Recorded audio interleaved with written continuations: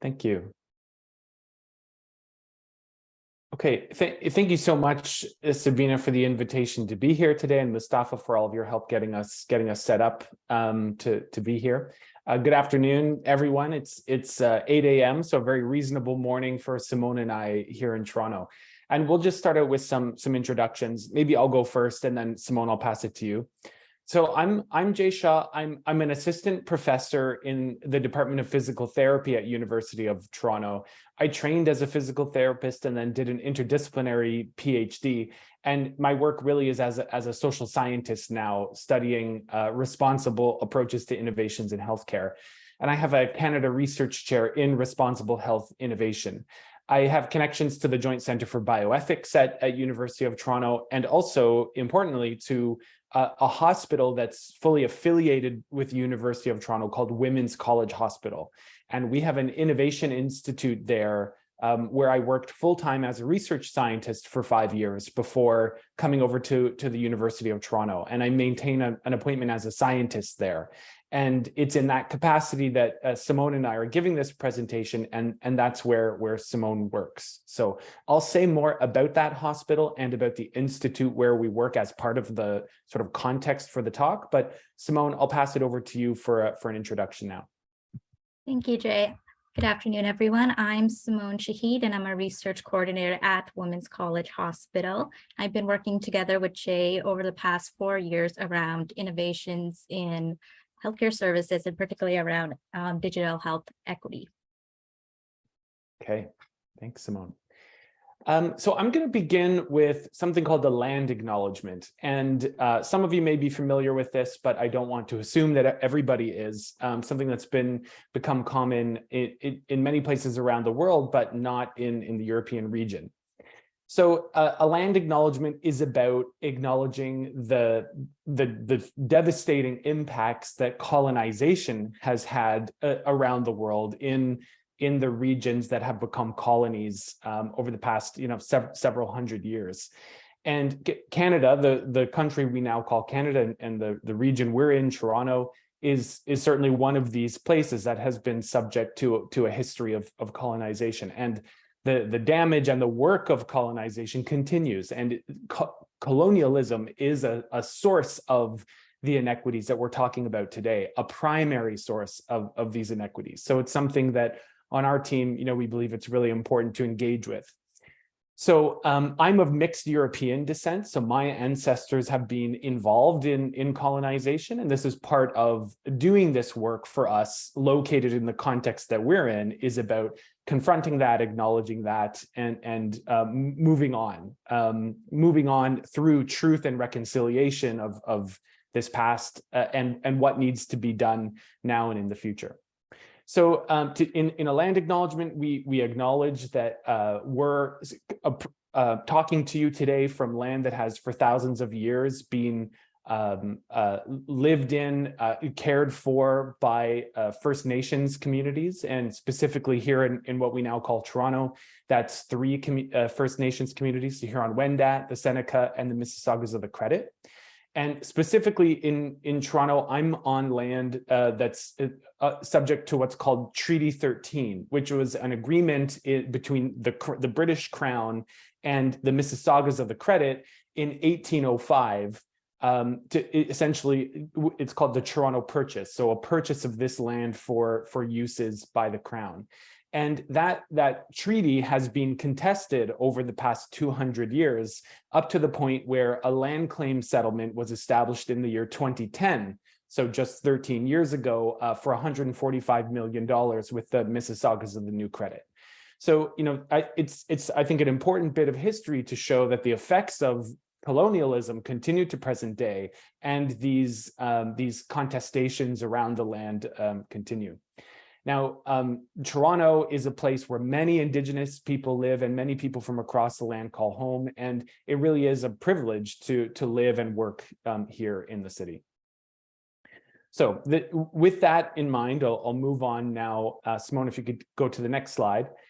So just a brief outline of our talk. We'll give some background and kind of set the context about our positioning here. I'll say a bit about the healthcare system in Canada, just enough to hopefully give context for the comments we'll make. I do have some experience with the UK, spent a year living there 8 or 10 years ago, have continued collaborations there. So we'll try to sort of situate our work in an appropriate context here. Then I'll outline the purpose for the talk, introduce a bit of a framework that situates that through some methods, and then pass it on to Simone, who will say more about a series of case studies we've done and the results that have come from those. She'll then also walk through recommendations for our policy-focused work. We've done work commissioned by our provincial government and our federal government. So we'll talk about the recommendations made there, and then she'll provide some reflections on ways forward. So next slide. Okay, so healthcare in Canada. Now, there are four things I'm going to talk about here. So one is taxation. Second is policy. It's the Canada Health Act. The third is healthcare in Ontario, where Toronto is, where we're speaking from. And the fourth is demographics. So we'll talk about each of those. So in terms of tax, Canada is one of the most decentralized federations in the world. So there is a federal government, a national government, but the degree of control that federal government has over the day-to-day lives of the residents of the provinces and territories is much less than in other federations. So importantly, Canada has a taxation-funded healthcare system. And so it's important to say a bit about taxation to understand how that works.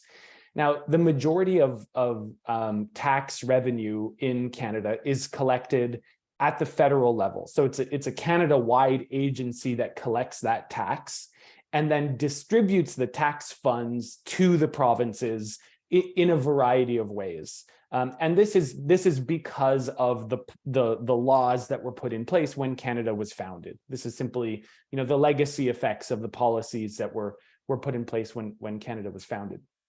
And the largest of the transfers from the federal tax pool to the provinces is called the Canada Health Transfer.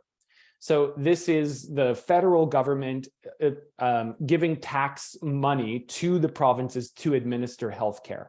And there's a series of rules and negotiations that happen around whether stipulations are placed on that money or whether it's really just left up to the provinces about how they want to use that money to administer the healthcare system. So the tax goes into the national bank, and that bank pays the provinces and territories to administer healthcare.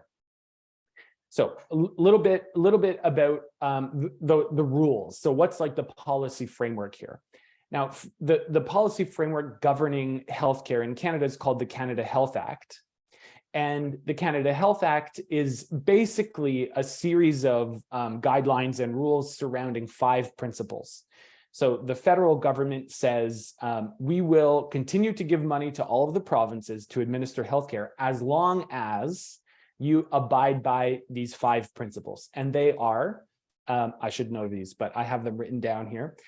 Public administration, so the healthcare system is overseen by a public body. Comprehensiveness, to address health as a whole. Universality, so universally accessible.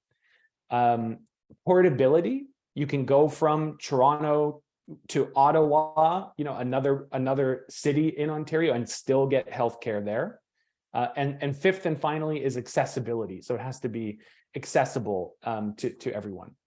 Now, there's, certainly these principles are not perfectly upheld in the administration of healthcare. And as you can imagine, like this policy framework seems to be a mishmash and like a function of an accidental history, and in many ways it is. So there's lots of ongoing work about this now. Now, the kinds of healthcare that are need to be paid for in law really come down to hospitals and doctors. And that means that a whole bunch of pieces of the healthcare system are actually, they're not required to be paid for by Canadian policy. And that includes home care or visiting home care. Now, home care is a part of the publicly funded healthcare systems in the provinces, but there's no federal law saying that that's necessary. So doctors and hospitals, so everything that happens inside a hospital needs to be cared for, but things like dentistry, outpatient physical therapy, personal support work, or homemaking, home visiting, these things are not required to be paid for at the federal level. Okay, so we've talked about tax, we've talked about the rules, the Canada Health Act. Now in Ontario, so the health systems in the provinces all look different. There's no one Canadian healthcare system. They're all different. They're all administered with their own sets of priorities and locally decided rules. But in Ontario, where Simone and I are situated, the health system is characterized, as in many places around the world, by a series of trends. The effort to promote integrated, comprehensive primary health care is one of them. What to do about virtual care now, in this sort of oddly, the pandemic is still here, but it's a weird post-pandemic context. COVID and long COVID are real. And so what virtual care means in this context is a continued issue. A backlog of surgery because of cancellations during the shutdowns. Massive inequities and systemic racism, challenges related to home and community care and how to more strongly incorporate them into the system. So this is the province of Ontario and some of the challenges and trends in our system right now. Fourth and finally, by way of context, is around demographics. So Toronto is one of the most multicultural cities in the world. I know many cities in the world like to say that, and it's true of the province of Ontario and particularly the city of Toronto. There are mass financial income inequities, particularly in a city like Toronto. Truly these pale in comparison to a country like the United States, where the tax laws are completely different. But multiculturalism, inequities, especially right now in the winter, there's an urgent policy issue in Toronto around homelessness and opening up warming centers because people are freezing to death on the streets. So I hope that's given in sort of four or 5 minutes a bit of a context around where we're coming from around for healthcare in Canada. Next slide, please, Simone. So I'm going to just briefly talk about where Simone and I are situated in where we're doing this work from an organizational perspective. So I've already mentioned Women's College Hospital, and this is a member of what's called the Toronto Academic Health Sciences Network. These are all organizations affiliated with the University of Toronto, and there are 15 health-focused organizations affiliated. So University of Toronto is a massive entity. Toronto is a city of 6 million people in the metro area, so quite a big place. Women's College Hospital is a relatively small hospital, and it has that name because it was the first institution to train women as medical doctors in Canada. And it's kept that ethos of wanting to be a drive to be innovative, to serve the underserved in a sense. And that continues to be a core part of its mandate, even though it serves, very diverse, not just women, a very diverse patient population. So we work at this Institute for Health System Solutions and Virtual Care, which was definitely named by committee before our time and has the acronym WIHV, and we call it WEAVE. So if you get that in this talk, then you're doing well. WEAVE. So the mission of WEAVE is to focus on digital health and virtual care as health system innovations. So we bring a health system perspective to doing this work.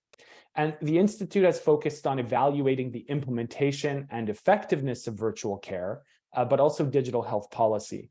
And over the past 7 years, the Institute has had several contracts with provincial and federal agencies to lead evaluation and policy development work on digital health and virtual care, broadly understood. And this is a good opportunity to just say, while much of our work has used the language of virtual care, when we refer to virtual care, we're not referring to video conferencing. We're referring to a broad category through which any means of communication supports the delivery of care. So that can be asynchronous, it can be telephone, it can be video conferencing. When we refer to digital health, and much of our work is relevant to digital health, we're referring to like the broad suite of digitally enabled processes that support healthcare. So in 2018, members of our team developed a really clear understanding from our work that there was this one study reporting on diabetes self-management app showing that all of the dropouts for a qualitative study were either Black or Indigenous peoples.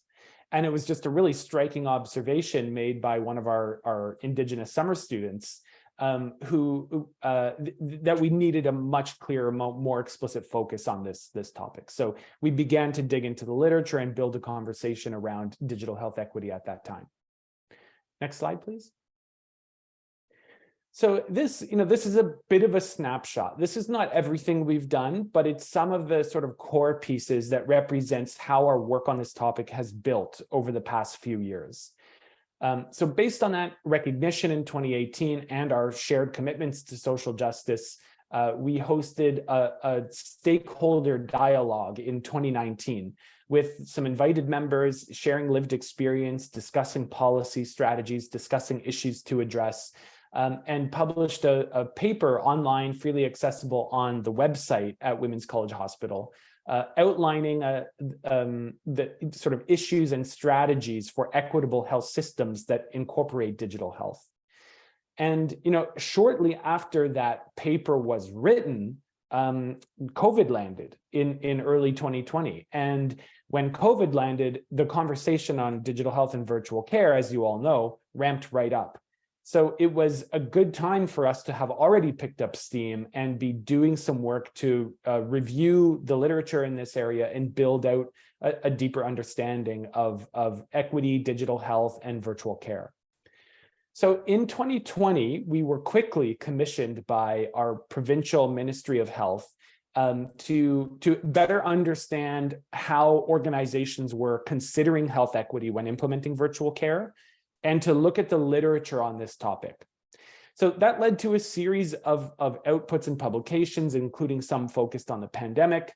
One published in Nature Digital Medicine there on the telephone. The telephone has a prominent role in health equity as relates to virtual care. A piece we'll talk about published in the Journal of the American Medical Informatics Association, which was a review of reviews. I'll refer to that one in the next slide. And this has led to some work that Simone has led under review currently at International Journal for Equity and Health, and a work we've just finished in December commissioned by the federal government on equity in virtual primary care. And that one will be publicly available. We're not exactly sure when. So this represents, a culmination of some of this work. We'll be referring to some syntheses of this work across the past 5 years. And I think importantly, we'll outline what we view to be some important next steps. And we'd love to hear, from the group, if it resonates, how, just any input you would have on that. Thanks, Simone. Next slide.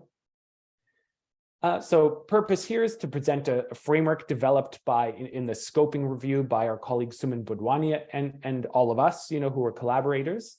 And then the second is to discuss case study findings, which Simone will walk us through. Next slide. So on the scoping review, this was a synthesis of review level evidence. So we weren't reviewing primary studies, we were reviewing other literature reviews, systematic reviews.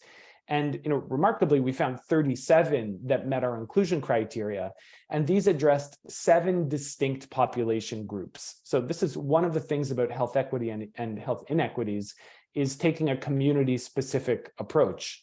In First Nations communities, the Chiefs of Ontario here in the province, they've described this as a distinctions-based approach to emphasize distinctions between First Nations communities, because these communities are distinct. So the communities included in this review were those over age 50, queer identifying and non-cisgendered, racialized minorities, newcomers or based on immigration status, people living with low income or poverty, people in rural and remote areas, and those experiencing homelessness.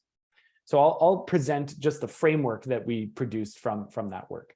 And then two multiple case studies that culminate in 67 qualitative interviews with a wide variety of stakeholders. And Simone will review that bit as well. Next slide. So here we have the framework that came from this review of reviews. And I won't spend too much time on this other than to say, perhaps it's intuitive that when we're looking at challenges and strategies to promote the engagement of these communities, the 7 communities I outlined in virtual care, we see these challenges and the strategies they're linked to existing on multiple levels. So there's, yes, the individual level. There's also technology, how it's designed. There's health systems and how they're structured. And then there's the social structural context in which people live. So at the individual level, there's what we understood to be very real influences related to how a person thinks about their health, their orientation toward health-related needs. Some people seek out care quickly, some don't. Some people are preoccupied by health, others are not. So that is an important influence on whether and how people engage with technology for health. Distinct from that is an orientation toward health-related technology. Do people believe that technology is an appropriate way to seek out health care, as an example? And this is an important characteristic at the individual level. And then thirdly is digital health literacy. And again, perhaps intuitively, this is about the synthesis of digital literacy, understanding technology, and health literacy. And we can see the huge amount of misinformation that's been consumed by publics during the COVID pandemic as really shining a spotlight on the importance of digital health literacy. At the technological level, we have design considerations. At the health system level, how the structure, organization, funding within the health system, whether and how virtual care is paid for and incorporated into the system, and then the social structural determinants of health. So, of access to technology-enabled care. Like for example, Wi-Fi. Canada is a huge country with rural and remote regions, and enabling access to Wi-Fi in those rural and remote areas has been a major issue. So we've used this and built on this in our future work. So Simone, next slide. And I just want to say, we had prepared a really short talk and agreed to make it longer. So I've elaborated and maybe gone a bit too long. So we'll put it over to you, Simone, and I'm confident we'll still be able to leave 10, maybe 15 minutes for questions and discussion. So over to you, Simone. Thanks, Jay. So we're going to focus on our second set of case studies, which were conducted in 4 primary care organizations in Canada. So we wanted to understand the experiences of these organizations who have this expertise in working with members of structurally marginalized communities. So they were implementing and delivering their virtual care. So we want to understand the kinds of challenges they encountered, the strategies they implemented to support equitable access to virtual care, and what further supports they require in the future. So I'm going to take us back to this framework for a second. So we use this to help anchor our findings, since it provides a clear description about the kinds of challenges that exist and at which level they operate and influence. So as you can see here, we've highlighted 2 sections. So we decided to make additions to this existing framework and expand on these levels of influence. We found that most of our challenges that were encountered by the organizations occurred at these levels. So we kept 2 categories that were originally created for these levels that Jay described and developed 2 of our own. We found that challenges experienced by staff and providers were unique and distinct from challenges impacting a healthcare organization or system. So one category is personal or more people-focused, whereas the other centered around operational activities, existing policies and funding, and resource allocation. The next category emphasizes the importance of context-specific factors, focusing on the circumstances or events that shape these challenges. So for us here in Canada and for other countries in the world, that event was the COVID-19 pandemic. Without that event, this process of widespread and rapid implementation of virtual care wouldn't have happened, and the challenges that are listed here may not have occurred, or it may have occurred differently.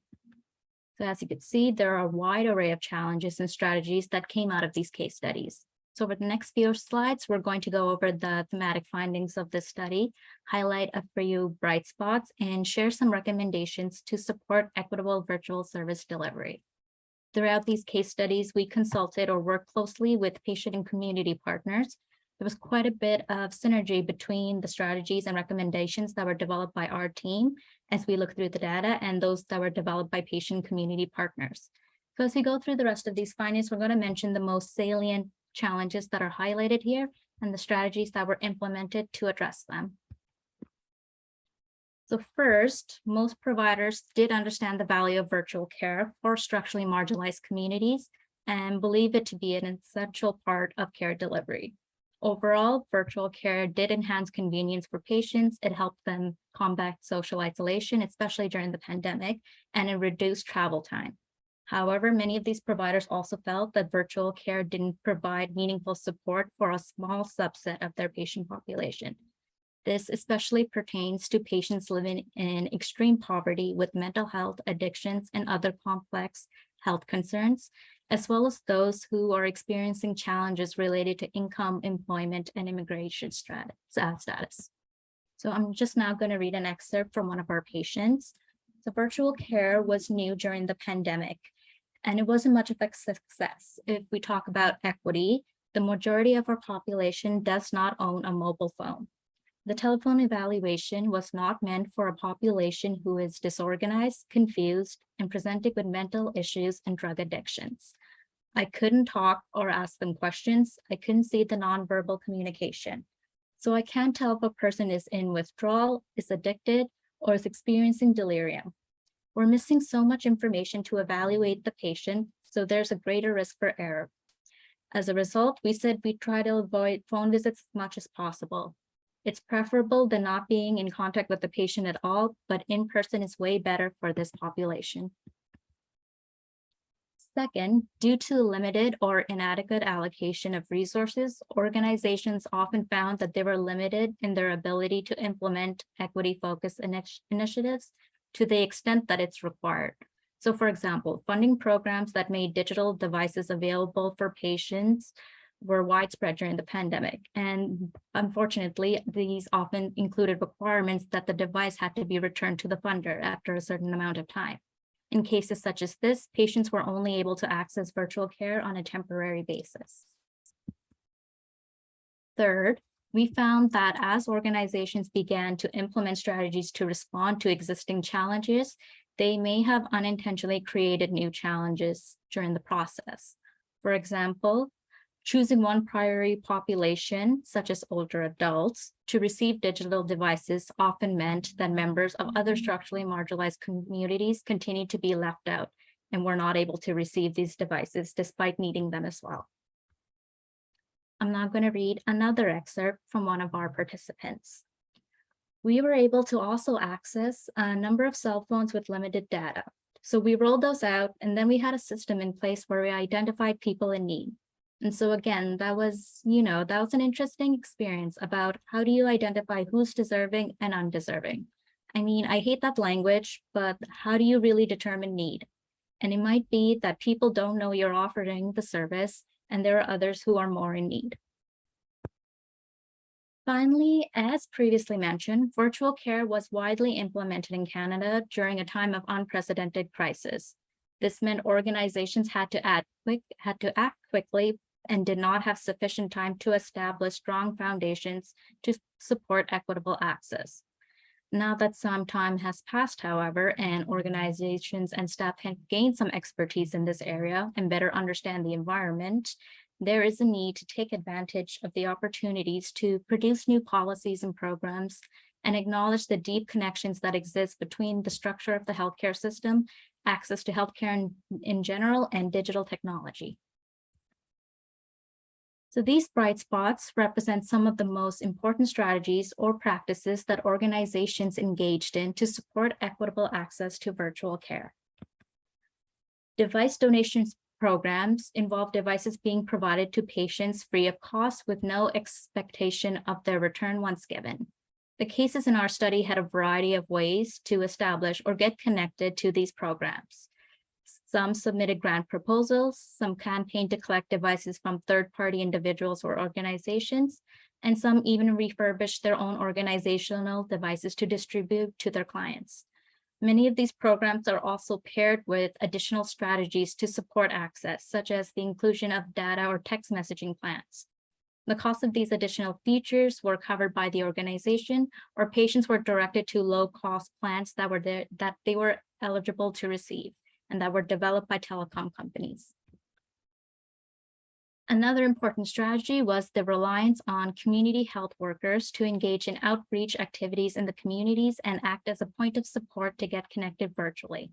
Some examples include staff providing one-on-one training or setup support for patients to get connected virtually, providing company during those virtual appointments, and offering their own devices for use. When access to virtual services wasn't possible, these community health workers went into the local communities to inform patients about alternative methods to connect to their providers, whether that was through house calls or in-person visits. Finally, the best way to ensure that virtual care is equitable and accessible for members of structurally marginalized communities is to include them in the early and ongoing stages of virtual service delivery planning. Some organizations established patient advisory committees, distributed surveys, made phone calls, or had face-to-face conversations to plan and collect feedback.